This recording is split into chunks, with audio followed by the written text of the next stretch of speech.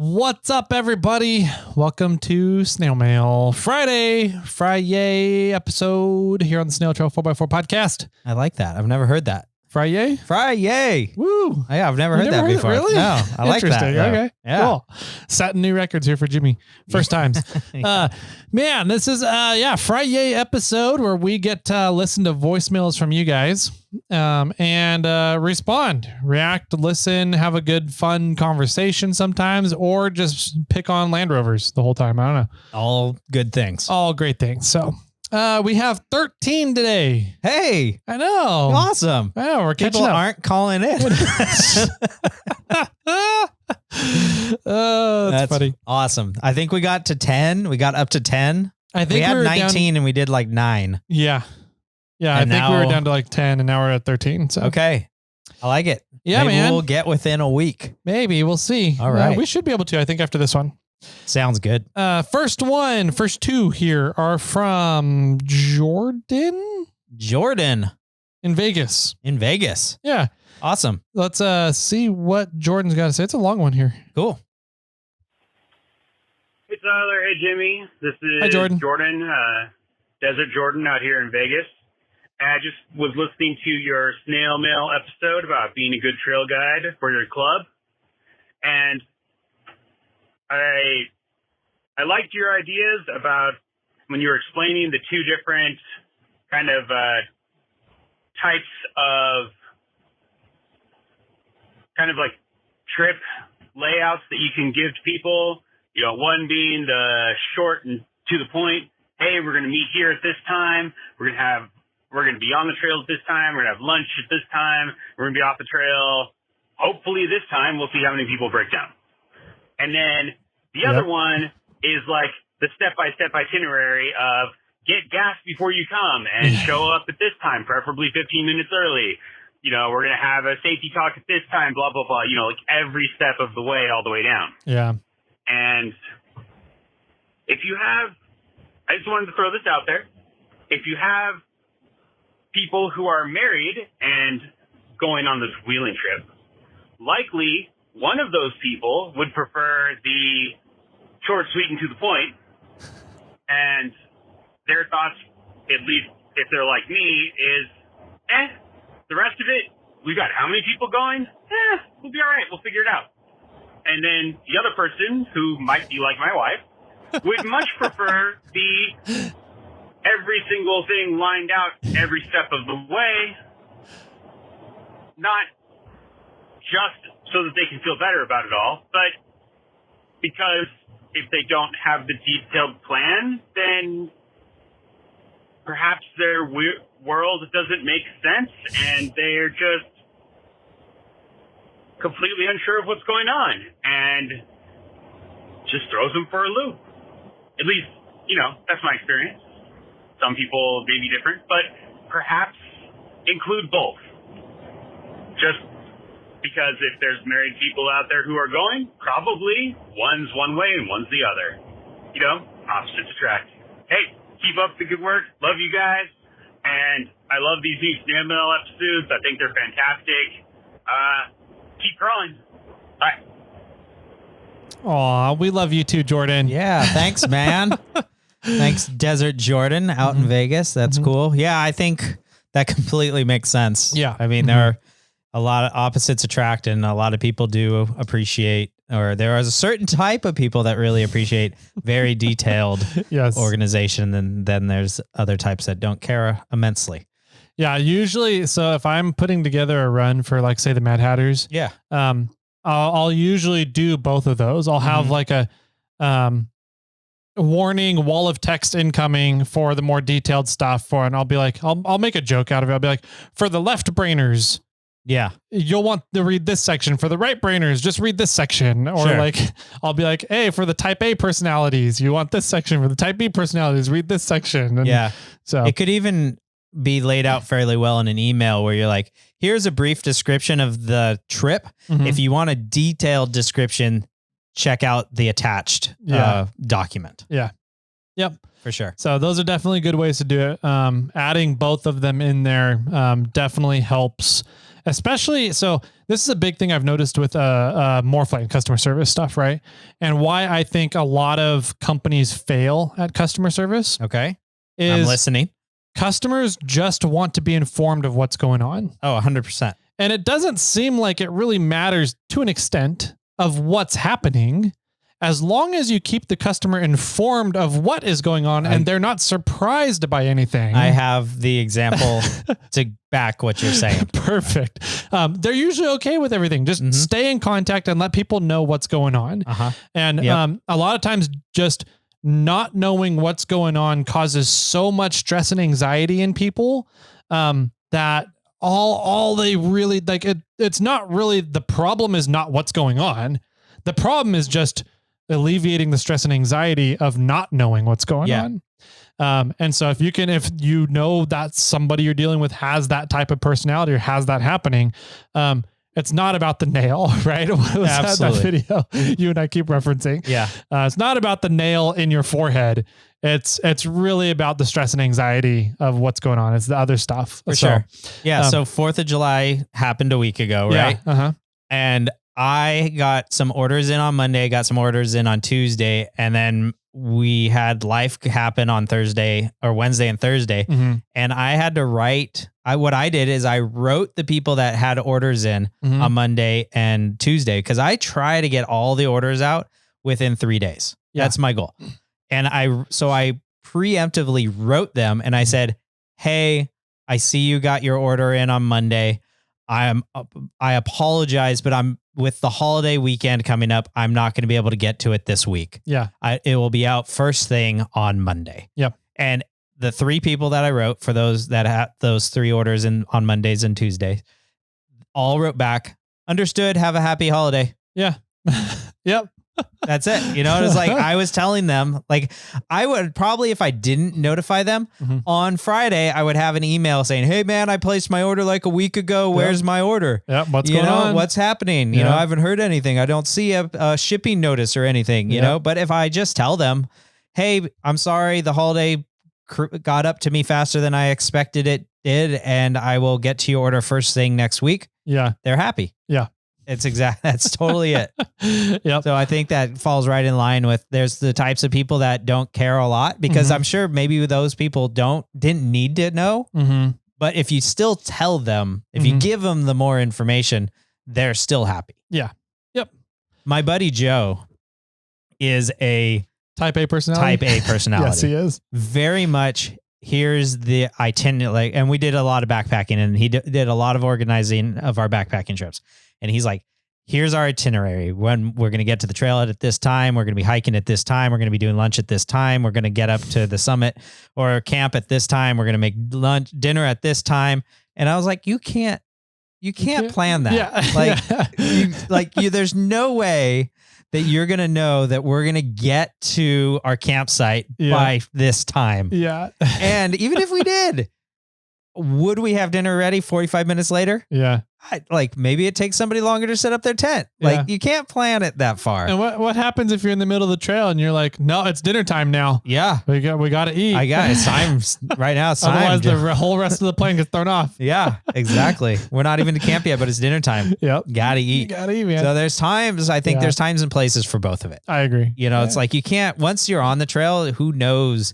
You can schedule lunch, you know, and we can say, hopefully we're at camp by this time.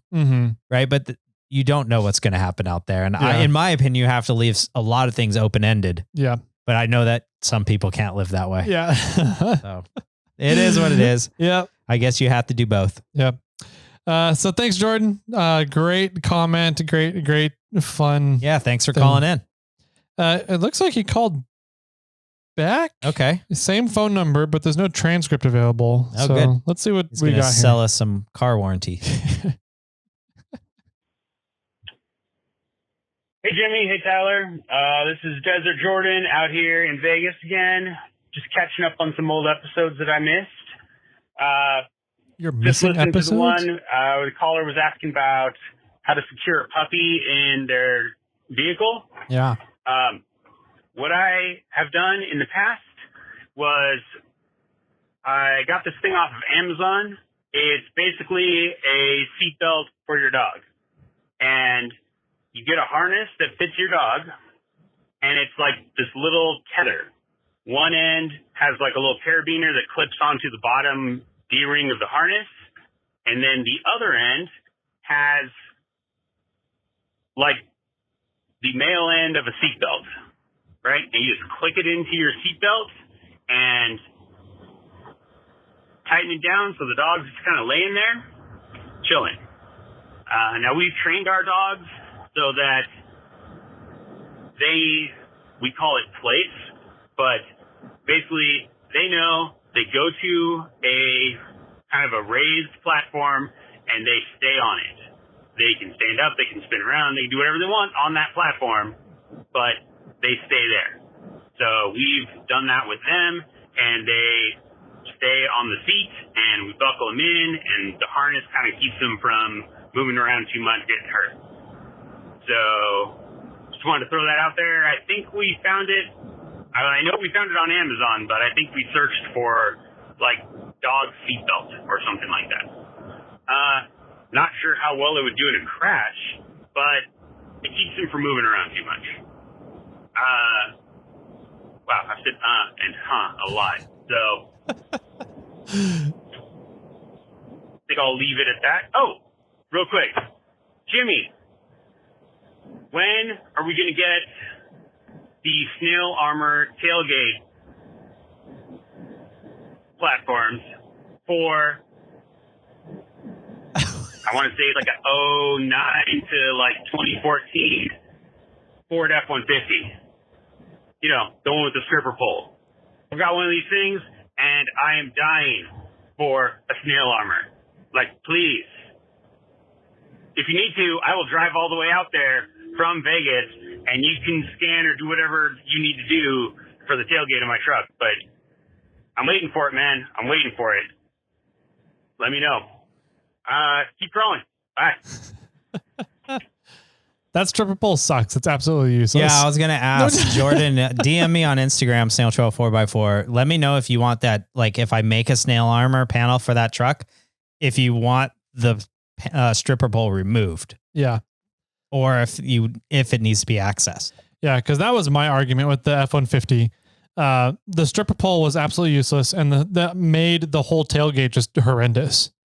You could not really get stuff in and out over the tailgate, slide it in and out just fine. There was no way you're putting any kind of camping equipment on the tailgate, whether it's a stove or your beer. There's nothing's going on that tailgate. Sure. So in my opinion, that stripper pole needs to be removed and then a flat Snail Armor panel put on afterwards. Okay. But yeah, Jordan, Tyler had one of those, and Tyler sold it to a Snail Squad member. Yeah. Locally here. They live an hour away from me or so, maybe 45 minutes. So I have access to one. I will start working on that. Did I tell you about them or did you notice out at Sue's fundraiser? Ryan and Sarah? What about? They had the F-150 and they were towing the XJ. Yes. And the F-150 had their business on the side of it, which is junk removal. Yes. I did the logo. Yeah. Oh, you did? Yeah. That's cool. So it had junk removal and it was towing an XJ out of there. And I was like, that's funny. Yeah. I put one and two together as well. I thought that. Okay, good. Oh, look, you're towing a trash can. Yeah. You're towing your junk out. Yeah. Yeah. It was pretty funny. Anyways, get rid of stripper pole would be my vote. Yeah, Jordan, let me know. Yeah. I think that'd be the easiest route. But in regards to the puppy seatbelt, super cool idea. Yeah, I love that idea. I will see if I can find it. Wreck-It Rob. I know that you were the one asking, if I remember right. I'll see if I can find it on Amazon and put a link in the description. Sweet. Yeah. Cool. Good stuff. Yeah, the puppy harness, I think that'd be great. And I think in my head, I was thinking, well, how do you keep the dog from, because the whole point of a seatbelt to harness is to protect you in a crash, rollover, something like that, right? Okay. But how do you can't tighten and tie a dog into a seat. Right. I don't know how that would work out. So yeah, I'm kind of curious as to how it really worked out. But then he was like, yeah, you just train them that when they're in the car, they have to be on this one spot. And I'm like, that makes a little bit better I think the general gist of puppy training is baby steps, right? At first, you need to teach them not to jump out of the car, and that's where this thing comes in. Gotcha. Then you start working on teaching them to stay in place. Yeah. And they have a place, and they can do whatever they kind of want, like Jordan was saying, in their place. But yeah. And so I think this is step one, teaching the dog to stay in the car in that general area. Yeah. And it sounds like a super easy hookup. Yeah. I love the concept of just buckling it straight into the seatbelt buckle. Yeah. Yeah. And if you're okay with letting your dog run from side to side, then, you put it at one of the middle buckles and you make the leash as long as they can stick their head out, and that's it. Yep. Yeah. I like that. I like that a lot. Next caller is Uncle Pool. Awesome. Yeah. Let's see. I'm curious. He would have a good idea for this, so I'm curious to see what he has to say. Hey, Jimmy Tyler. Hey, I'm listening to your you talk about the hole saw incident you had, and just so you know, I made a post about this a while back. But if you have, I don't know, let's say a 2-inch hole saw, and you're trying to go increase the size up to like 2.5. A lot of times you can take that 2-inch hole saw and actually screw it into the arbor. You kind of have a hole saw inside of a hole saw. So you put your 2.5-inch hole saw on your arbor, and then you can usually get one thread of the smaller size in there, so it acts as a centering, kind of like a centering cone. Yeah, little tech tip, just so you know. But yeah, so 2 hole saws usually will fit on an arbor, but you only get about one thread on the inside hole saw. All right, more you know. Have a good one. Yeah, we didn't have the correct size hole saw for the inner one, but that would have been the way to do it for sure. Yeah, I've seen that before. Where if you ream something out to be too large, you need to make a bigger hole, and if you don't have the right hole saw bits, then you use whatever that size is, and that's your center pin. Yep. Then you can do the larger sizes needed. Yep. Yeah, it's a really cool tip for sure. Sweet. That's a good one. Get just the tip from the noodle. Just the tip from the wet pool noodle. All right. Jordan called back from Vegas. All right. Jordan's on a roll. Yeah, he is. He's catching up on old episodes, I guess. Hey, Tyler. Desert Jordan out here in Las Vegas and listening to 115. Nobody cares about you, Jimmy. Episode 115. And sorry to hear you're still having your overheating problems. A 515. This is just throwing this out there. Kind of a crazy possible solution. What if you got a power tank or two, and instead of using them as an air source for your tires, ran them to like a spray nozzle in front of your radiator, and then when it starts to overheat, you rig up some sort of solenoid switch and you press a button and it sprays CO2 all over your radiator. And then that should really cool it down, I would think. Just a thought. Let me know. I guess. Keep crawling. That's an interesting thought. I'm still not 100%. I mean, I didn't do the temperature gauge tests like I was wanting to. Yeah. Actually, Bend Over got me a couple of really nice temperature gauges that are very accurate, really nice stuff from HVAC industry that I might be going and doing some more temperature tests with to check all of my gauges and see which ones are actually accurate or not. Okay. But I want to think that the radiator is working and cooling everything off, but according to my gauges, it's not. Sure. But at the same time, once the engine is off, that radiator cools everything down super quick. And it works great when the AC is not on. Right. So I don't know. Yeah. I'm pretty sure I sent you a video of a guy that had a mister system in front of his radiator. That's what I thought he was getting to. Okay. Yeah. Yeah. Which was super funny. So you have a water outlet, and then if your vehicle gets too hot, it has this mister system that sprays on the radiator. Yeah. Yeah. I know that in yesterday's episode, we talked a bit about the problems that you're having. One thing I just thought of, and I'm not sure if it will work or not, and I'll explain why here in a second, is I wonder if you just created more separation between the condenser and your radiator, so that the air sort of has a pocket to kind of cool down in before it's shoved through. The flip side is I don't know if that will create a negative pocket and have no air allow for your radiator to come through. Yeah, if it would create an air blockage. Yeah. Yeah. That's a good question. I would imagine with the fans right behind the radiator, it'll pull air through no matter what. Yeah. I think it would just become less airflow through the condenser, and it would pull air in through the gaps in the radiator support area between the condenser and the radiator. Maybe. Which would be, I think that would work great for the radiator. I just don't know if it would work great on the air conditioning system. Right. The, not the evaporator. What is it? The condenser. Yeah.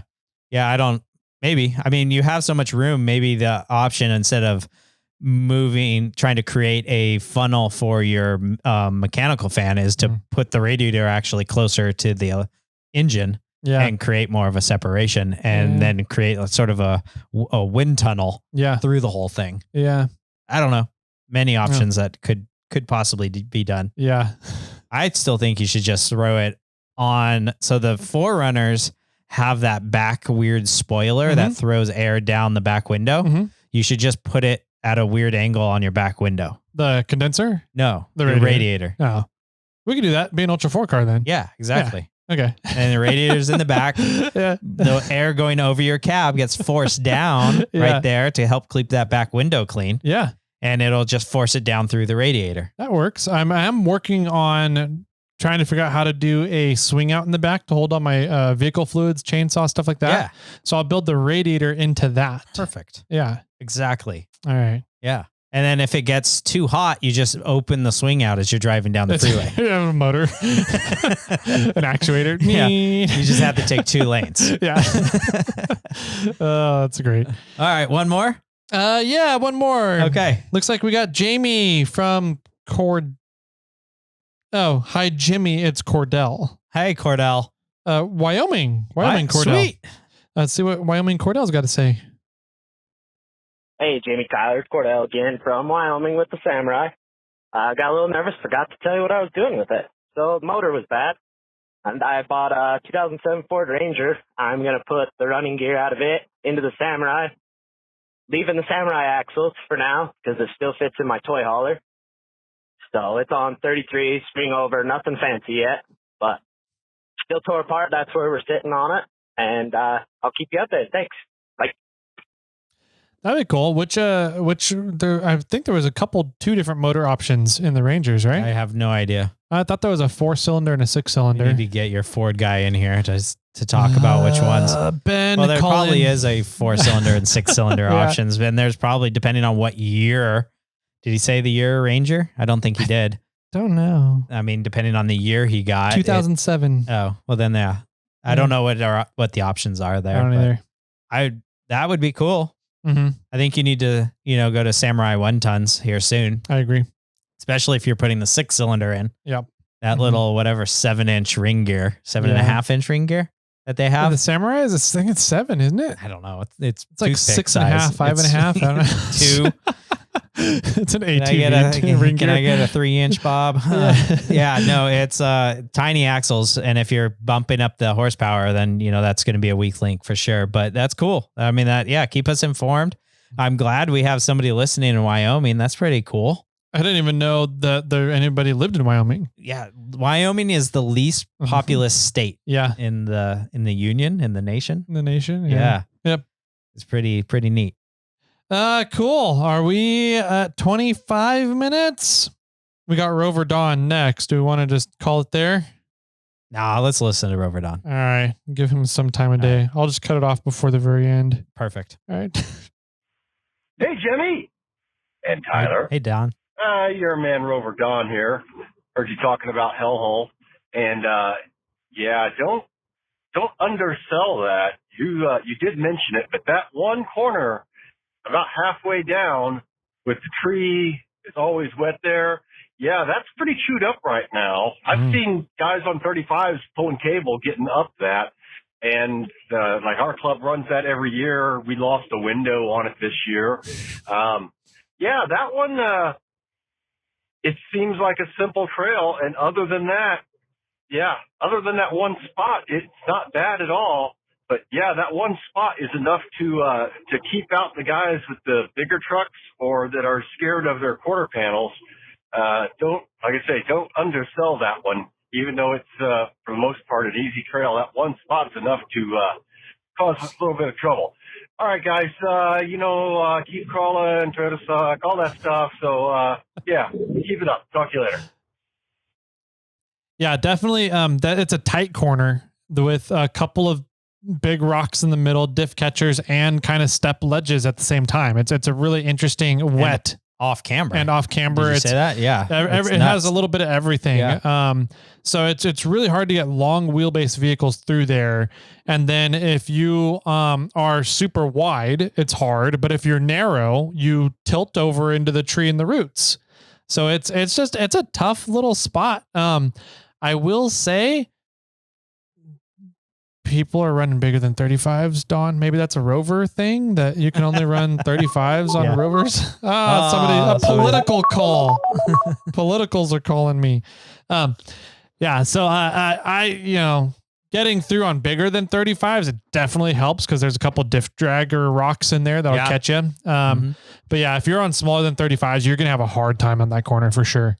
Yeah, it's difficult. I know that's as far as I've ever made it on that trail. And I went down that section and Brennan was kind of like, that looks pretty gnarly.